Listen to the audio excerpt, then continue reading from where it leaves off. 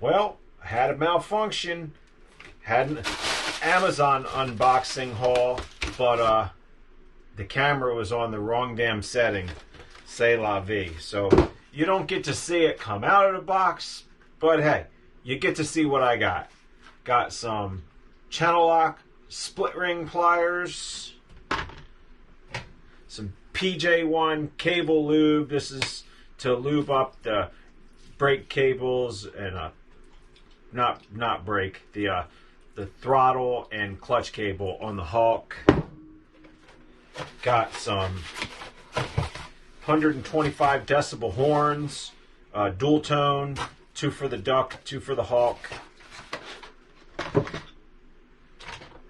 You know, my 4 terabyte external hard drive is full, so I got a 5 terabyte hard drive to accompany it. I'm sure I'll have that one full in no time.